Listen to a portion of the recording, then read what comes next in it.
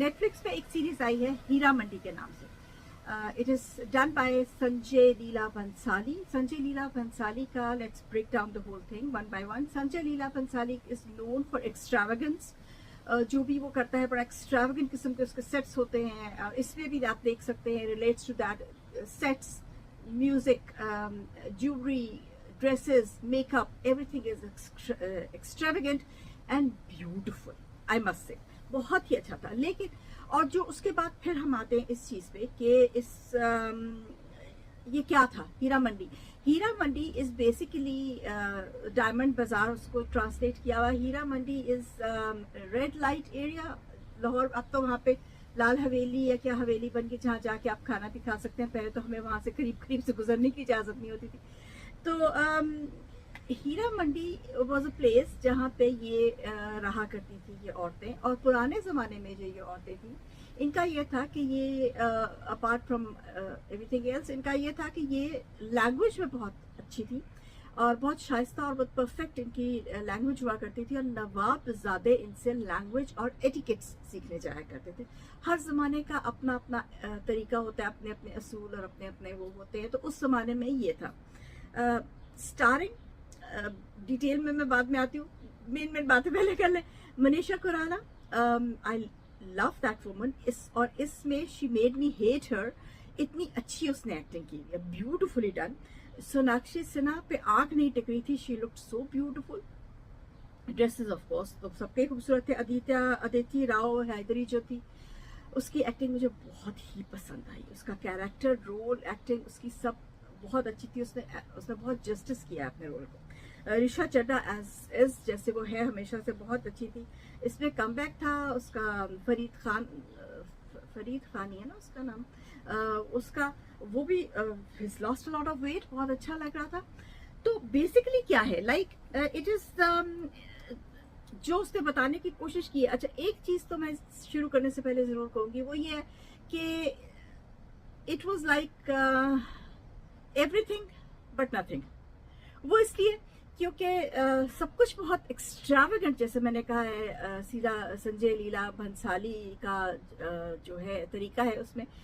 मैं जब इसकी रिसर्च करी थी तो मुझे ये भी पता चला कि संजय लीला भंसाली की मदर जो थी वो भी इसी जगह से बिलोंग करती थी। तो he knows the inside thing.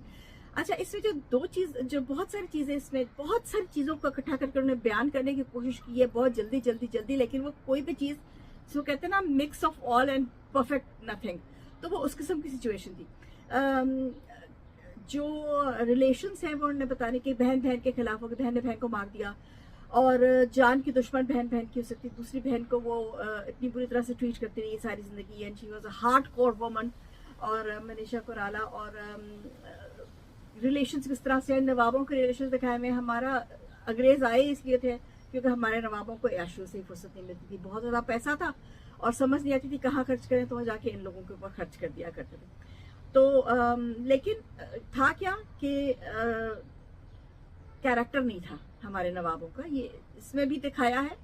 और बात भी असल यही है कि नवाब लोग जो थे उनका कैरेक्टर नहीं रहा था, क्योंकि वो a lot of money makes you soft, and when you're soft you lose your character, or you think या आपकी चीज़ें, आपके लिए वो चीज़ें इंपॉर्टेंट हो जाती है जो बेसिकली इंपॉर्टेंट नहीं होनी चाहिए। इसमें ये एक चीज़ आपको, जब वो एंड में जब वो अपने बेटे को उसको जो क्या नाम था, कार्टराइट क्या उसके हवाले वो कर देता है, he just trusted the wrong person, so he loses his son।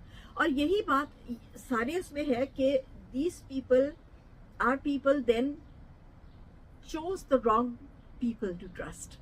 और इसमें से एक बात यहाँ से निकलती है कि जो गुलामी हमारे दिमाग में है वो जिस तरह से आप वहाँ पे काफ़ी सीरीज में ये जब मिलते हैं नवाब, तो वो यही कहते हैं कि हम कर भी कह सकते हैं, और ये कि अंग्रेज जो करेंगे वो बेहतर करेंगे या उनके हाथ में था, तो ऑलरेडी गिवन इन। हालांकि उस जमाने में लड़ाई, क्योंकि this is set in somewhere in 1940s 50s, जब 30s 40s, जब क्योंकि उसके एंड में उसने कहा है कि इन्होंने लड़ाई लड़ी थी, क्या कहते हैं उसकी, आज़ादी की लड़ाई लड़ी थी। तो it must be something like 1920s 30s 40s का पीरियड उन्होंने दिखाया हुआ है उसमें। और जब लोग लड़ रहे थे अपनी आज़ादी के लिए, जब लड़ रहे थे, तो फिर उसमें एक उन्होंने लव स्टोरी डाल दी है वो लव स्टोरी किसी ना काम की है, मतलब उसके ना आने का पता चलता है ना जाने का पता चलता है, कुछ समझ नहीं आती बीच में कुछ लव स्टोरी का क्या काम था। वो मैंने कहा ना, too many cooks spoil the broth वाली बात है। इतनी ज्यादा कहानियां थी कि कोई एक कहानी भी अपने अंजाम को नहीं पहुंची, किसी एक कहानी में भी क्लाइमेक्स नहीं आ सका। मनीषा खुराना का बहुत अच्छा रोल था, लेकिन somehow the other, I don't know, there was something missing. It was that grrr, that was missing in that series. तो ऑल इन ऑल बहुत अच्छी ड्रेस तो कमाल के थे, तो बहुत ही अच्छी इस तरह से थी movie, but there was something really missing in this movie.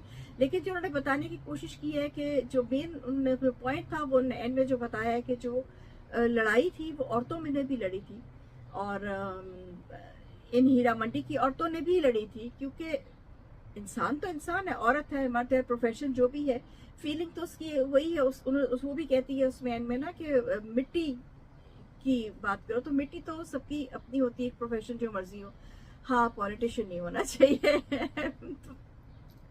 बहुत और टॉपिक है, बट ये है जरूर कि ये it was well anticipated series, but somehow the other it didn't touch the mark।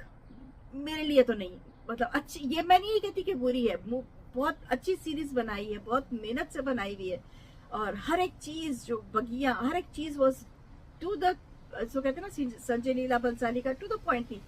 Story कुछ टू द पॉइंट नहीं थी, बस एक चीज में बीच में जो अच्छी स्टोरी, बीच में जो सॉलिड स्टोरी थी, वो थी रिलेशनशिप्स बिटवीन सिबलिंग्स, जो उसने दिखाया कि वो पावर, टू गेन पावर, इंसान दूसरे इंसान के साथ क्या क्या, एक बहन अपनी बहन के साथ क्या क्या कर सकती है पावर गेन करने के लिए, और पावर वो तभी गेन करती है जब उसके पीछे कोई मजबूत इंसान हो, और अकेली तो पावर गेन नहीं कर सकती। तो ये जो सब चीजें थी, जो गेनिंग ऑफ पावर,